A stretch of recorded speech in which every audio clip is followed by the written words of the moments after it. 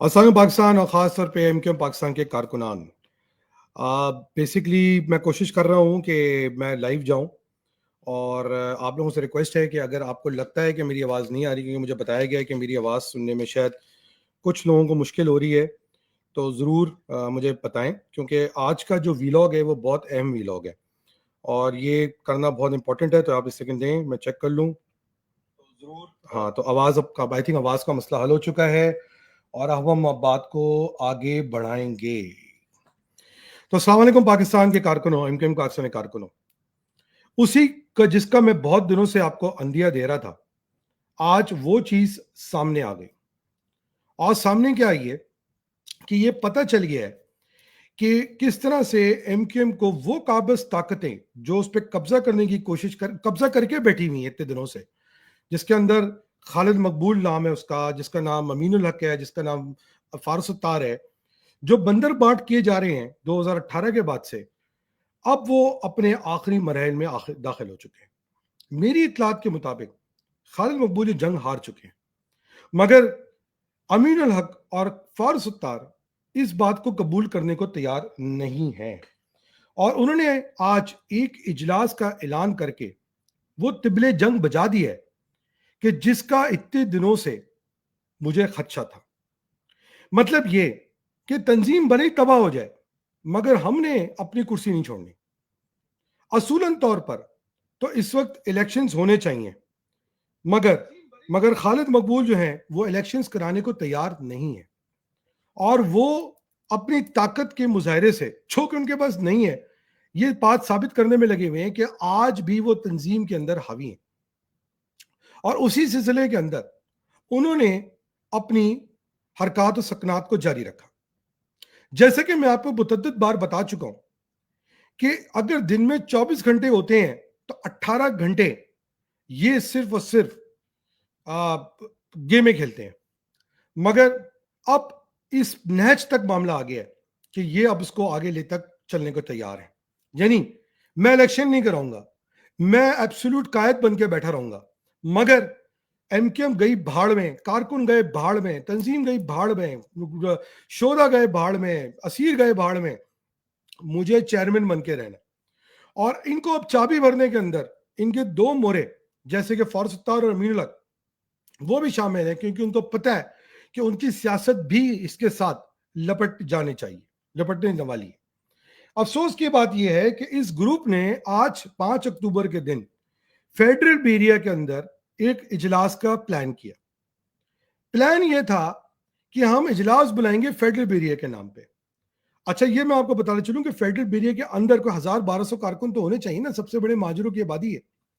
मगर इनका प्लान ये था कि इन्होंने अपने एक एक बंदे को ये बोला कि आप लोग अपने साथ 10-10, 15-15 लोग लेके आना, ताकि हम 1.5 से 2,000 कारकुनों की स्ट्रेंथ दिखा के साबित करें कि आज भी हम एमक्यूएम पाकिस्तान के अंदर एक मौसर ग्रुप है।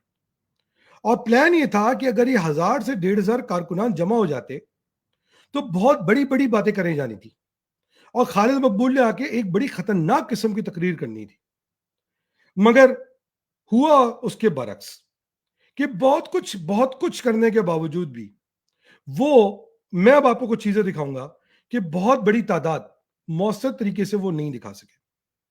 मैं ये समझता हूं कि सियासी तौर पे इन्होंने आज अपने पांव पे वो कुल्हाड़ी मार ली है जो शायद वो बाद में भी मार सकते थे। मगर अब ये बात साबित हो गई है कि एमक्यूएम के 90% से ज्यादा कारकुनान ना खालिद मकबूल के साथ खड़े हैं, ना अमीनुल हक के साथ खड़े हैं, ना फारूक सत्तार के साथ खड़े हैं। मैं आपको आज उस इजलास की वो तस्वीरें भी दिखाऊंगा कि जो एमक्यूएम पाकिस्तान ने खुद अपने चैनल्स पे शाये की है, और वो तस्वीरें भी दिखाऊंगा जो कि हमें मौसूल हुई, क्योंकि जाविया दोनों आपको देखना जरूरी है। मैं सैल्यूट करता हूं उस 90% से ज्यादा एमक्यूएम पाकिस्तान के कारकुनों को कि जिन्होंने, जैसे कि कल मैंने अपील की थी कि इस इजलास का बाइकआउट कर दें, और उन्होंने इस इजलास का बाइकआउट कर दिया। अब आपको ये दिखाएंगे कि इस इजलास के अंदर आज क्या हुआ उन तस्वीरों के थ्रू, ताकि आपको इस बात पे यकीन रहे कि मैं जो आपसे कह रहा था वो सही कह रहा था।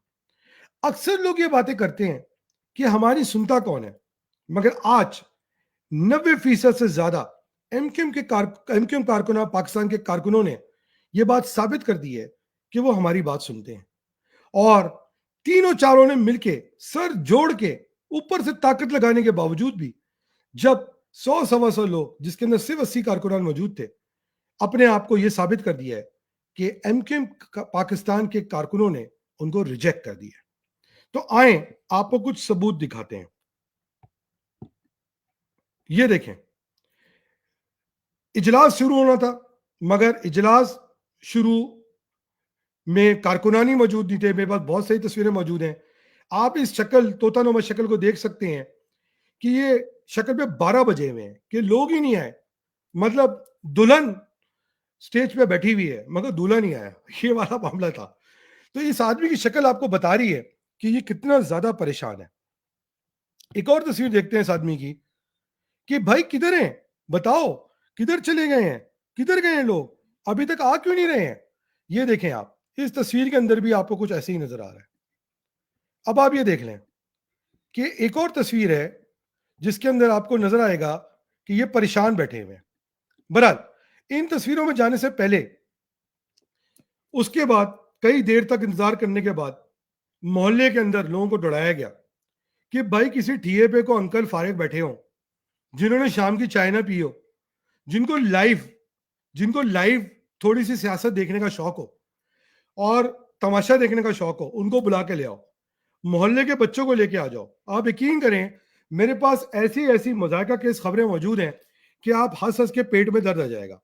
मगर बहरहाल ये देख लेते हैं कि ये वो तस्वीर है जो इन्होंने खुद भी शाया की है। अब आप ये देख लें कि इस तस्वीर के अंदर अगर हम गिन के देखें, ये आगे की चले अगली तस्वीर भी देख लेते हैं। चलिए ये तस्वीर देख लेते हैं।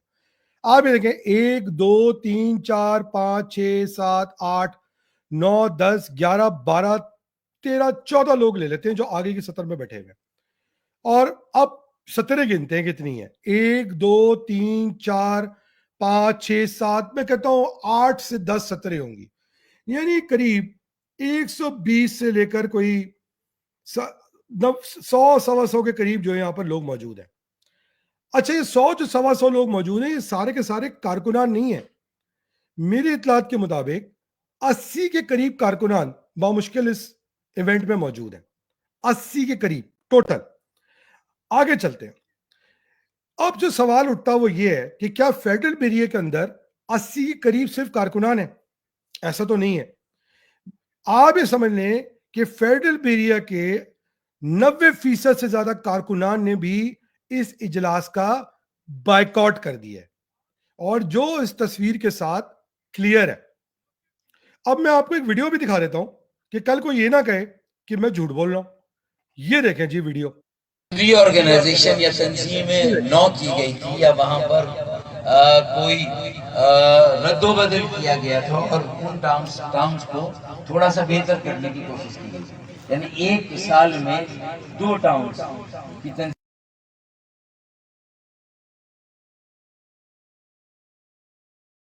अच्छा, आपने देख ली वीडियो, दोबारा जहां तक मेरी मालूमात है, कराची के 30 टाउन्स में से 2 टाउन्स की रीऑर्गेनाइजेशन या तंजीमें 9 की गई थी या वहां पर कोई रद्दोबदल किया गया था और उन टाउन्स को थोड़ा सा बेहतर करने की कोशिश की गई। यानी एक साल में।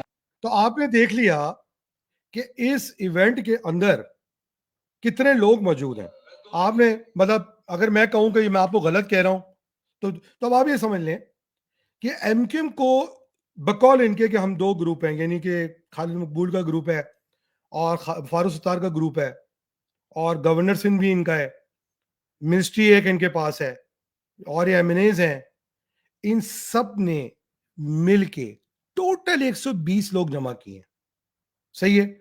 और फेडरल, अभी कहेंगे जी फेडरल बेरिया का इजलास था, ऐसा नहीं था, क्योंकि इन्होंने पूरे सिंध के, पूरे कराची के, हैदराबाद के, पता नहीं हैदराबाद मीरपुर खास तक के कारकुनों को बोला था कि आप इस इजलास के अंदर शिरकत करें।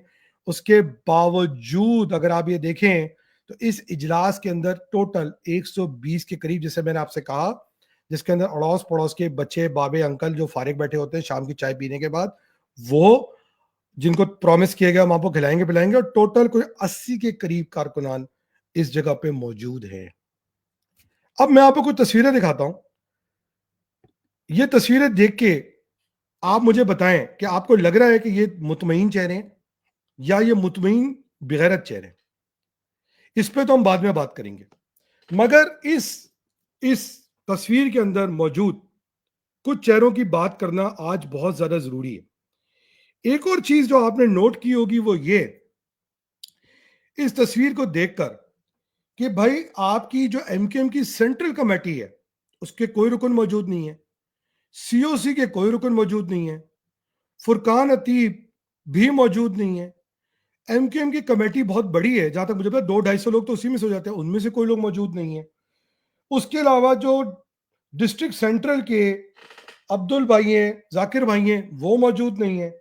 सही हो गया। तो इससे क्या जाहिर हो रहा है कि इन्होंने आज साबित करने की कोशिश की है कि इनका ये अपना ग्रुप है, और इस ग्रुप के अंदर इन्होंने खुद दिखा दिया है कि उसमें टोटल 80 लोग हैं। खालिद मकबूल इसलिए यहां मौजूद नहीं था कि वो जो नंबर ये चाह रहे थे दिखाना 500, 1000 या 1500 का, वो नंबर निकल नहीं पाया। तो वो अपने इस बेशर्मी को छुपाने के लिए अपने घर पे जो थोड़े ही दूर है, इसका कॉन्स्टिट्यूंसी है फेडरल, हमें लोग कहते हैं जी कि खालिद मकबूल बड़ा मशहूर लीडर है। भाई अगर किसी को पता हो कि खालिद मकबूल चेयरमैन एमकेएम आने वाला है और वो इस इलाके का एमएनए है, तो लोग ये देखने ही आ जाते हैं कि यार हमारे इलाके का एमएनए आने वाला है। सही है। तो वो भी देखने नहीं आए, कोई हजूम भी नहीं था, कुत्ते भाग रहे थे बाहर अकेले। उसके अलावा आपको इस तस्वीर के अंदर इस इलाके का एमपीए दिख रहा है। वो एमपीए भी जो है सर झुका के बैठा हुआ है। कहने को वो एमपीए ऐसा है कि वो ये कहता है कि मैं बहुत बड़ा फॉलोअर हूं, और वो अपने आप को बहुत केपेबल समझते हैं, और मैं भी समझता था। मगर आज इन पे 2 मिनट लगाएंगे फारूक सत्तार पे आने से पहले। फारूक सत्तार ने आज अपने इजलास में एक शिकवा किया है, उसका जवाब शिकवा देंगे फारूक सत्तार आपको। आज आज आपको वो शिकवा के जवाब देंगे कि आप के 14 तबक रोशन हो जाएंगे इंशाल्लाह। ठीक हो गया, आगे चलते हैं। इस तस्वीर के अंदर ये आदमी जो बीच में बैठा हुआ है, जो वहां का एमपीए भी है, आप समझ गए होंगे मैं आदिल अस्करी की बात कर रहा हूं। आदिल अस्करी मेरा जूनियर सर सैयद यूनिवर्सिटी का, कई दफा मिला है मुझसे, बहुत इज्जत करता है। मगर सियासत के मामले में आदिल अस्करी ने बिल्कुल वही मुनाफकत दिखाई है जो कूफन दिखाते हैं। और चलें, दूसरों के साथ तो दिखाई हो, अपने लोगों के साथ भी मुनाफकत दिखाई है। मैं आज एक वाकया आपको बताता हूं जिसका मैं गवाह हूं, हल्फन ये बात बोल सकता हूं। आदिल अस्करी, तुम जिसको भी बिलीव करते हो उस किताब पे हाथ रख के कसम खाना कि जो बात मैं बता रहा हूं मैं गलत बता रहा हूं। तो आज से कुछ साल पहले का वाकया है, जब हैदर अब्बास रिजवी दुबई में रहते थे। तो आदिल अस्करी से हमेशा को परेशानी होती थी कि हैदर अब्बास रिजवी अगर वापस पाकिस्तान आए तो वो आमिर खान के ग्रुप के साथ जुड़ जाएंगे। और वो हमेशा ये कहते थे कि खालिद मकबूल सिर्फ इसलिए हैदर अब्बास रिजवी को पाकिस्तान नहीं आने देना चाहते क्योंकि वो आमिर खान के साथ है। अच्छा, झूठ भी नहीं था, क्योंकि हैदर अब्बास रिजवी जब कनाडा से दुबई पहुंचे थे तो वो आमिर खान के घर पे रहते थे, आमिर खान की गाड़ी चलाते थे, और उनके कुछ पार्टनर्स के साथ बिजनेस भी करते थे। और हैदर अब्बास रिजवी कई दिनों तक वहां पर रहते रहे। तो मैंने एक दिन आदिल अस्करी से पूछा कि यार हैदर अब्बास रिजवी वापस क्यों नहीं जाते? तो उनके अल्फाज हैं कि खालिद मकबूल नहीं चाहते कि वो वापस आए। अच्छा, क्यों नहीं चाहते? वो इसलिए नहीं चाहते कि उन खालिद मकबूल को डर है कि अगर हैदर अब्बास रिजवी पाकिस्तान वापस आ गए तो वो आमिर खान के ग्रुप में चले जाएंगे। वैसे तो देखा जाए, अगर आप उनके किसी घर पे रह रहे हैं, किसी घर पे रोटियां तोड़ रहे हैं, किसी की गाड़ी चला रहे हैं, तो होना तो यही चाहिए था। बरा हैदर अब्बास रिजवी जब पाकिस्तान जाने लगे तो कुछ महीनों पहले मुझे एक दिन उनसे मुलाकात का शर्फ हासिल हुआ, और उन्होंने मुझे बताया कि मैं कई महीनों से अब आमिर खान के घर पे नहीं रहता और मैं कहीं और पे रह रहा हूं। अच्छा, ये मुनी साहब का घर है जो टॉप सिटी केस में बड़े मशहूर हुए हैं आजकल। तो हैदर अब्बास रिजवी साहब ने कहा कि मैंने तो वहां रहने ही छोड़ दिया है और जाके लोगों को बता दो। और उस मीटिंग में हैदर अब्बास रिजवी ने एक और बात का शिकवा किया कि खालिद मकबूल मुझे कभी भी, जब तक कि एमकेएम के कानून में चेंज नहीं आएगा। वो चेंज ये कि डुअल नेशनल को अलाउ नहीं करेंगे, जब तक मैं डिप्टी कन्वीनर नहीं बनूंगा मैं एमकेएम में वापस नहीं आऊंगा। जैसे कि मैंने पिछले दिनों आपसे कहा कि मुझे बड़ी हैरत थी कि हैदर अब्बास रिजवी बगैर डिप्टी कन्वीनर के वादे बने, डुअल नेशनलिटी के होते हुए कैसे वापस नमूदार हो गए। खैर, अब वो इस इवेंट में मौजूद नहीं थे। बरा आदिल अस्करी मुसलसल इस बात की टो में लगे रहे कि हैदर अब्बास रिजवी आमिर खान के साथ राब्ते में है कि नहीं है। बहरहाल, जब हैदर अब्बास रिजवी पाकिस्तान जाने के लिए निकले, कुछ दिन पहले तक वो उन्हीं टॉप सिटी के मालिक के घर पे रहते थे। आदिल अस्करी इस बात को सुन के बड़ा खुश थे कि हैदर अब्बास रिजवी ने आमिर खान से अपनी लाइन अलग कर ली है। मगर मजे की बात क्या हुई? मजे की बात यह हुई कि जिस दिन हैदर अब्बास रिजवी पाकिस्तान रवाना हुए फाइनली, तो वो आमिर खान के घर से रवाना हुए, आमिर खान की गाड़ी में रवाना हुए, और जब वहां पहुंचे तो आमिर खान ही इनको रिसीव करने आए। और जब ये पहुंचे आमिर खान के साथ, तो मुझे आदिल अस्करी का फोन आया, और आदिल अस्करी ने मुझे कहा, जो इस वक्त सर झुकाए बैठे इस तस्वीर में है, कि यार आपने तो कहा था कि आमिर खान के घर पे नहीं है, तो वो कैसे आमिर खान के साथ मिले हुए? खालिद मकबूल बहुत नाराज है। तो मैं कहा, मुझसे क्यों नाराज है? मेरा क्या लेना देना खालिद मकबूल से? बहरहाल, खबर इसके अंदर ये है कि एक मोमिन भाई की मुखबरी खालिद मकबूल से कर रहा था। तो वो इलाका, जिस इलाके से अपने फिक्की की बलबूते पे आदिल अस्करी वोट लेते हैं, वो भी कान खोल के सुन लें कि आदिल अस्करी अपने मोमिन भाई हैदर अब्बास रिजवी की खालिद मकबूल को मुखबरियां कर रहा था। क्या कर रहा था? मुखबरियां कर रहा था।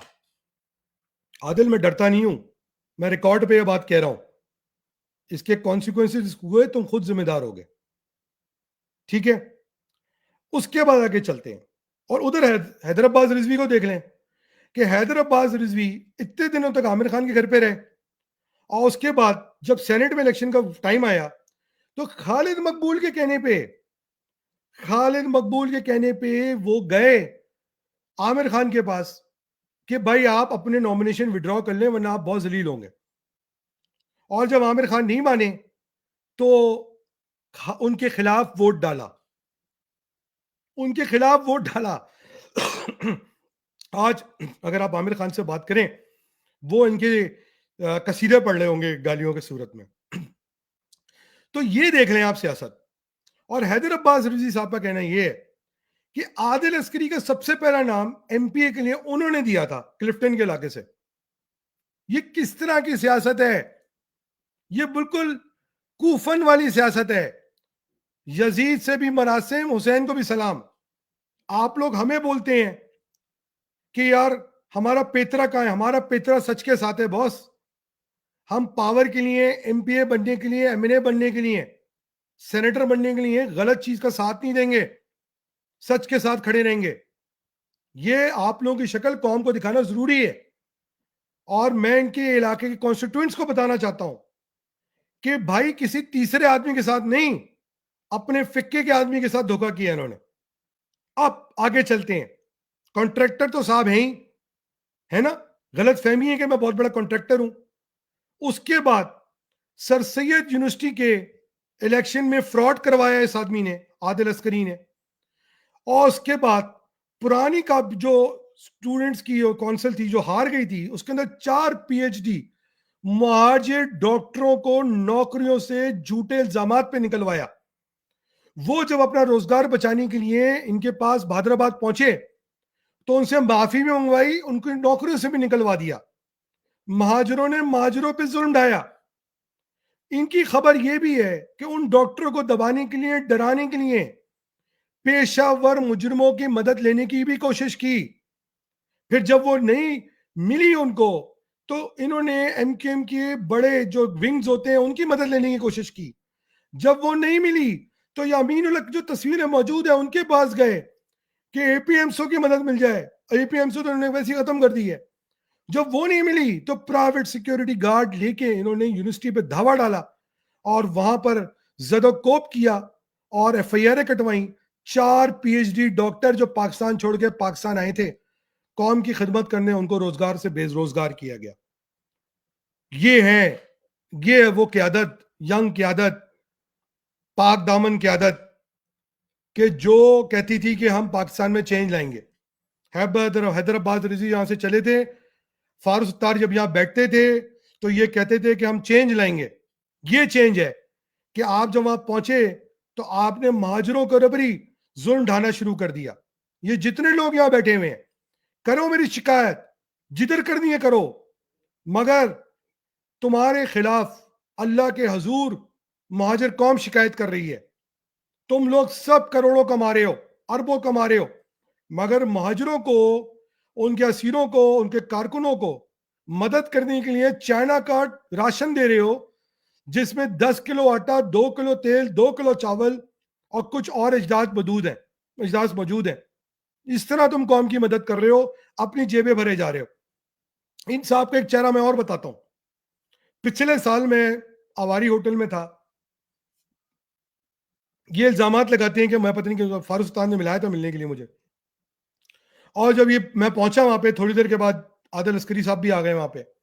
मैंने फारूक सुल्तान साहब से शिकवा किया कि ये क्यों आए, क्योंकि मुझे पता है ये खालिद मकबूल के फ्रंटमैन है, सारी दुनिया कह रही है। इन्होंने आए, पहले तो उन्होंने मुझे शायद उस वक्त समझाने की कोशिश की, उस वक्त मैंने नई नई आवाज शुरू की थी खालिद मकबूल के बारे में बताने की।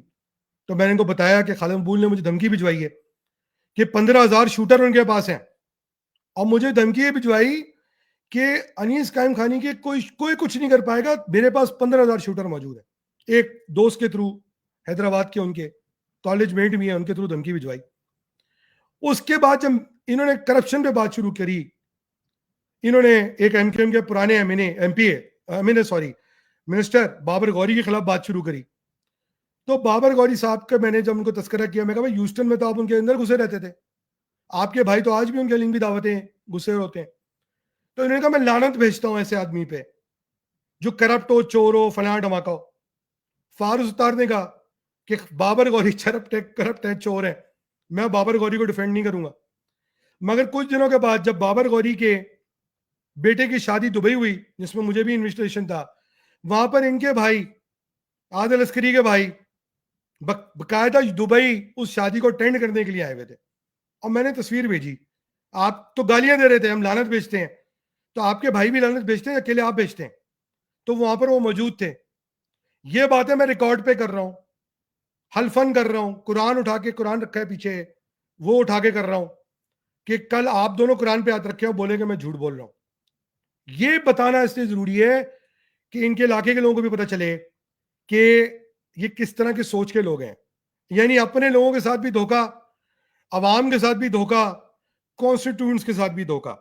एक और चीज जो इस तस्वीर में नोट करने वाली है कि इस इलाके में 2 एमपी हैं, दूसरा एमपी कहां पे है।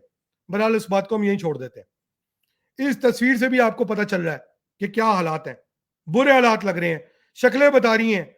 अच्छा, एमक्यूएम का इजलास है, पुलिस वाला भी खड़ा है पीछे। ये कोई टमाटर अंडे जूते ना मार दे, कालक ना फेंक दे, डंडे ना मार दे। ये तो हाल है, ये तो हाल है। अस्तगफिरुल्लाह, अस्तगफिरुल्लाह, अस्तगफिरुल्लाह। आगे चलते हैं। अब मैं एक और वीडियो प्ले करूंगा, ठीक हो गया? ये वीडियो सुने। हमें एक दूसरे का भी एहतराम करना, और सिर्फ बालाई सतह पर नहीं, ऊपरी सतह पर नहीं, बल्कि हर सतह पर।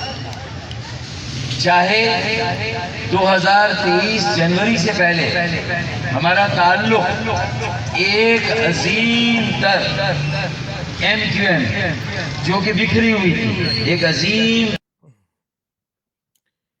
इस क्लिप के अंदर फारूक सत्तार शिकवा करते सुनाई दिए एमक्यूएम की क़यादत के बिहाफ पे कि हमारी इज्जत नहीं है, हमें कोई इज्जत नहीं करता, हमारी कोई रिस्पेक्ट नहीं करता। फारूक सत्तार साहब, मैं आपको हमेशा आज तक भाई कहता है, मगर कुछ ऐसी चीजें मेरी गोश गुजार हुई हैं कि मैं आपको भाई कैसे कहूं। फारूक सत्तार, आप समझ रहे हो ना मैं क्या कह रहा हूं? चले थोड़े आगे लेके चलते हैं बात को। आप जब दुबई आते थे तो कई मुलाकातों में कुछ लोगों के सामने यह बात आपसे हुई हमेशा कि अगर आप वाकई में चेयरमैन बनना चाहते हैं तो आपको अपने कैरेक्टर को बहुत ऊपर दिखाना पड़ेगा। महाजिर कौम है ना, जैसे कि मैं बार बार बोलता आया कि 4 चीजें अहम होती हैं किसी लीडर का लीडर होने के लिए, पाकिस्तान की सूरत क्या और खासतौर पर कराची की सूरत है। एक तो वो अच्छा इंसान हो, एक वो अच्छा मुसलमान हो, एक वो अच्छा पाकिस्तानी हो, और एक वो अच्छा मुहाजिर हो। मैंने पिछले कुछ महीनों में आपको अल्ताफ हुसैन की डेफिनेशन दी कि वो किधर खड़ा है उस मामले में। आज उस पर बात नहीं करते, आज फारूक सत्तार पे बात करते हैं। फारूक सत्तार साहब, अगर कोई कारकुन की बेटी, असीर की बेटी, बीवी, मुस्तहक आपके पास बड़ा समझ के आए कि चूंकि उसके मियां ने कुर्बानी दी है जमात के लिए, वो लापता है, असीरी में है, गुमशुदा है, शहीद हो गया है, तो उन औरतों की इज्जतों की हिफाजत करना आप पे फर्ज था। क्या था? आप पे फर्ज था फारूक सत्तार साहब। आप अगर चेयरमैन बनना चाहते हैं तो आपको अपनी अर्जिस को कंट्रोल करना आप पे फर्ज था। ये बातें ऐसी हैं कि मैंने आपके मुंह पे बैठ के बोली हैं, यहां पे ऐसी बातें नहीं जो पीठ पे बोली हैं। ये बातें अब इसलिए बतानी पड़ रही हैं कौम को कि आप यहां पर उल्टा शिकायत कर रहे हैं, इज्जत मांग रहे हैं। मैं आपकी इज्जत कैसे करूं फारूक सत्तार साहब, कि जब मुझे पता चले कि आपके हाथों कौम की मां, बहनों, बेटियों की इज्जतें महफूज नहीं है, मैं कैसे कैसे रिस्पेक्ट करूं आपकी?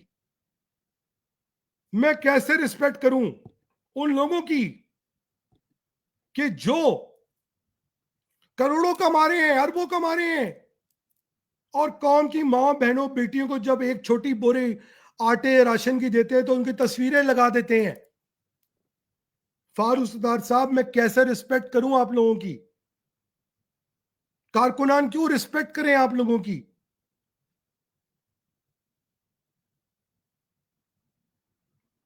आप की हरीम शाह के साथ वीडियोस आ रही हैं, बड़ी बड़ी बातें, हमने कहा नहीं यार जाने दो। अगर अल्ताफ हुसैन पे हम सवाल उठा सकते हैं, उसके कैरेक्टर पे, इंसानियत के बेस पे, तो आप पे क्यों नहीं उठा सकते? तो आपको चेयरमैन क्यों बना दिया जाए? आपके हाथ में बागडोर क्यों दे दी जाए? फिर बात करते हैं अच्छा मुसलमान की। अच्छा मुसलमान तो ये काम नहीं करेगा जो आप कर रहे हैं फौजदार साहब। अच्छा मुसलमान तो ये काम नहीं करेगा ना।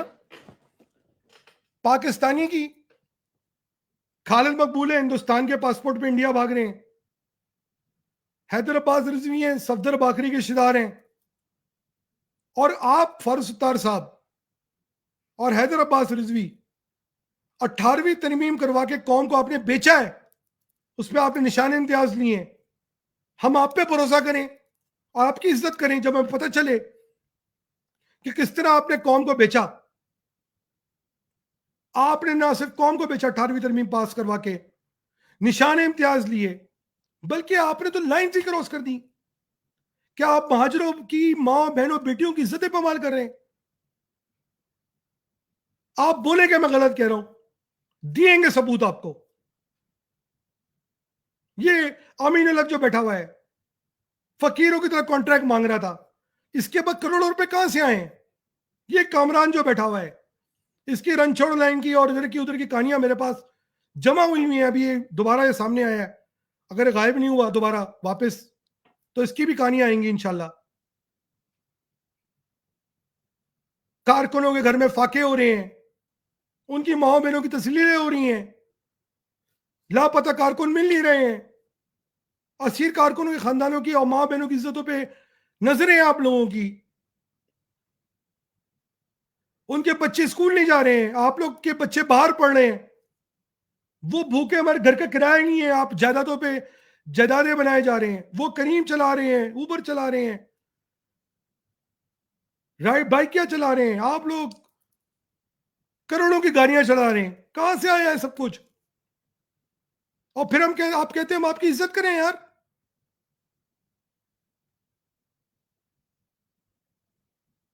क्या सुर झुकाए बैठे हैं तस्वीर के अंदर? क्या किया कौम के लिए आप लोगों ने? क्या आप लोगों की इज्जत की जाए? फॉरेस्टर साहब, मैं कौम के महाजरों के कारकुनों से, वर्करों से पूछता हूं, अगर तुम कुर्बानी दे देते हो कौम के लिए और कल तुम्हें पता चले कि तुम्हारी माएं बहनें जब मदद लेने जाएंगी तो उनकी इज्जतें खराब की जाएंगी, उनको भीख देने के बहाने उनकी इज्जतों पे हाथ डाला जाएगा, और अगर नहीं इज्जतें खराब करी तो अगर एक आटे की बोरी चाइना से लेकर उनको दी जाएगी तो उसकी इतनी बड़ी तस्वीर चस्पा कर दी जाएगी। ये तस्वीरें जो दिखाई थी मैंने उस दिन, ये ये ये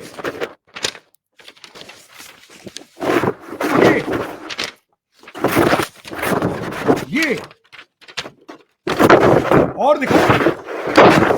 ये चाहते हो, ये चाहते हो, ये चाहते हो कि तुम्हारी माएं बहनें ऐसे खड़ी हो तो आटे की बोरी के लिए? किधर गई है तुम्हारी गैरत? तुम हमें कहते हो मेरे बाप का क्या जा रहा बॉस? क्या तुम लोगों ने ऐसी बेगैरती की जिंदगी गुजारने का फैसला कर लिया है कि जो इनके लिए आके मेरी मां बहन को गाली देते हैं? मेरी मां बहन को गाली देने से पहले अपनी मां बहन की फिक्र करो, जिनकी औकात इस तरह हो जाएगी, ये होगी। सोचो, तुम इनके लिए कुर्बानियां दोगे, जेल जाते हो, शहीद हुए हो अल्ताफ के लिए, खालिद के लिए, फारूक के लिए, और ये लोग ये कर रहे हैं तुम्हारी मां बहनों के साथ, और तुम मुझसे सवाल करते हो। ये चाहते हो मैं तुम्हारी जंग लड़ रहा हूं? मैं सैल्यूट करता हूं उन कारकुनों को, उन लीडर्स को जो इनकी शक्ल पे लानत भेज चुके हैं। ये लोग जब ताकत में नहीं थे तो बैठ बैठ के बातें करते थे कि हम यंग की आदत लाएंगे। यंग की आदत लाए भी तो कैसी आदत लश्करी ऐसी? अस्तगफुरुल्लाह। क्या इस कौम में कोई गैरतमंद नहीं बचा है? क्या इस कौम में कोई ऐसा आदमी नहीं बचा है जो असूल की सियासत करे, जो पाकिस्तान का वफादार हो, जो अपनी माओ बहनों की इज्जत करे? ये लोग, निकम्मे लोग, नीच लोग, घटिया लोग, बेगैरत लोग, अय्याश लोग, इनको लेके चलना चाहते हो?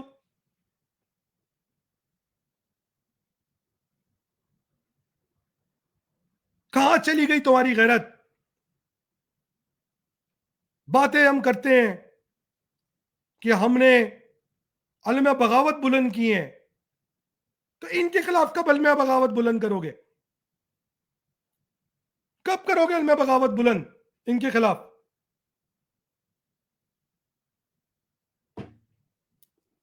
बहरहाल, मेरी इतलात आ रही हैं, मुझे इतलात आ रही हैं कि एक और इजलास की तैयारी की जा रही है, और वो बहुत बड़े नंबर्स में की जा रही है, और वो वाकई में सिर्फ फेडरल बेरिया के कारकुनान होंगे, सिर्फ और सिर्फ फेडरल बेरिया के कारकुनान होंगे।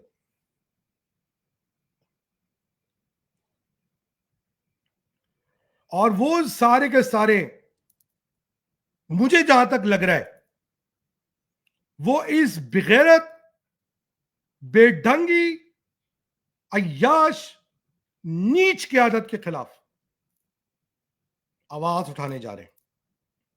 गैरतमंद हैं वो बिन बेगैरतों की तरह नहीं है जो अपने चंद टकों की खातिर इनके साथ आके बैठ जाते हैं।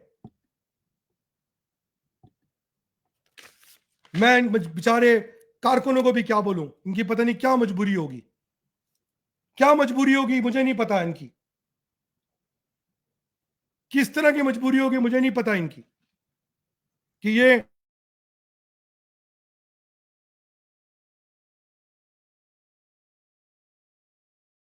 तुम्हारी औकात क्या है? तुम्हारी औकात क्या है? 10 टके की औकात है। आज पीपल्स पार्टी तुम्हें बोटी डालेगी तुम उठा लोगे, हड्डी डालेगी तुम उठा लोगे।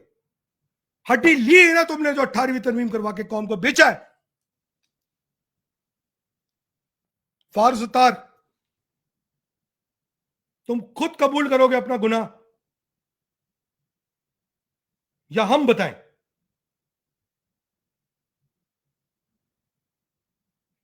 खालिद मकबूल, अगर तू वाकई में गैरतमंद है, सिर्फ इस बिना पे कि खालिद मकबूल जैसे फारूक सत्तार ने हमारी मां बहन बेटियों की इज्जतों पे हाथ डाला है और तुझे पास सबूत है, इस बिना पे इसे फारूक सत्तार को सस्पेंड किया जा सकता है पार्टी की बुनियादी रुकनियत से। तुम सेक्टर यूनिट के लोगों को तो सस्पेंड कर देते हो, करो फारूक सत्तार को सस्पेंड। मैं डिमांड करता हूं, मां बहनों की इज्जतों पे हाथ डालने के इल्जाम में सस्पेंड करो, बुनियादी रुकनियत से खारिज करो उसको।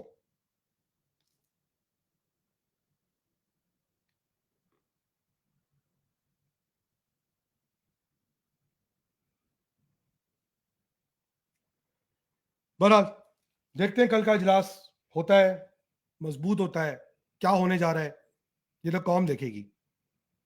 मगर एक चीज ध्यान में रखें, मुझे पूरा इस बात का यकीन है कि आज भी एमक्यूएम पाकिस्तान में गैरतमंद लोग बैठे हैं, सैकड़ों हजारों लोग तैयार हैं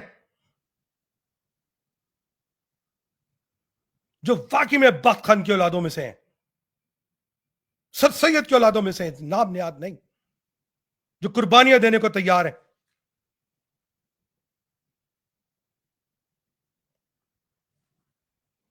ये जिसको तुम इजलास कह रहे हो, पूरे शहर का, उसके अगर मैं तुम्हें किसी और की वीडियोस दिखा दूं, सिर्फ छोटे से इलाके की, किसी यूनिट की,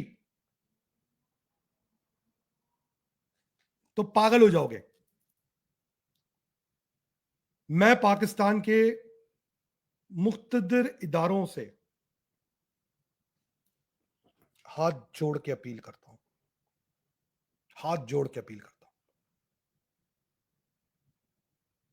जब तक एमक्यूएम में सही क्यादत नहीं बैठेगी सर, तब तक एमक्यूएम मजबूत नहीं होगी, तब तक कराची शहर मजबूत नहीं होगा। जब तक कराची शहर मजबूत नहीं होगा, पाकिस्तान की मईशत मजबूत नहीं होगी। जब तक एमक्यूएम मजबूत नहीं होगी, तब तक पीपल्स पार्टी को मुंह देने वाला कोई नहीं होगा।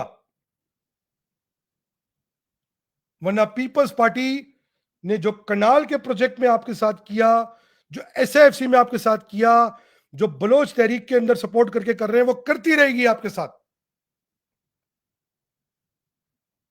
तब तक इस झरलू चिरकुट किस्म के लोगों को हमारे पर मुसल्लत रहने दिया जाएगा। पहले हम अल्ताफ हुसैन से जंग लड़ते रहे, अब क्या बाकी जिंदगी इन बेगैरतों से जंग लड़ने में गुजार दें सियासत के नाम पे? अगर आप वाकई में चाहते हैं, अगर आप वाकई में चाहते हैं कि कराची तरक्की करे, तो ऐसे लोगों से हमारी जान छुड़वाएं। पीपल्स पार्टी से जान छुड़वानी है तो आपको एक मजबूत एमक्यूएम चाहिए, और वो मजबूत एमक्यूएम वो लोग नहीं दे सकते कि जो अपने ही कारकुनों की माओ बहनों की इज्जतों पे हाथ डाल रहे होते। ये लोग रिस्पेक्ट नहीं रखते। 80 लोग कारकुन नहीं जमा होते इनके लिए, हाथ जोड़ जोड़ के मांगते हैं। सर मैं आपके आगे हाथ जोड़ रहा हूं, आए एमक्यूएम को इस काबिज ग्रुप से, इस बेगैरतों के टोले से आजाद कराया। और मैं आपको कहता आया हूं कि सारे के सारे सब के सब अल्ताफी हैं, अंदर से दुश्मन है पाकिस्तान के, अंदर से मिले हुए अल्ताफ हुसैन से। आपको भी पता है मैं क्या बात कह रहा हूं। इस वक्त जब पाकिस्तान एक नाजुक सूरत हाल से गुजर रहा है, आप एमक्यूएम पाकिस्तान के गद्दारों के हाथ में नहीं छोड़ सकते, नहीं छोड़ सकते। फारूक सत्तार क्या अल्ताफ हुसैन से राब्ते में नहीं है? मैं नाम लूं उस खातून का जो गो बिटवीन है अल्ताफ की और फारूक सत्तार की, लू नाम उसका मैं।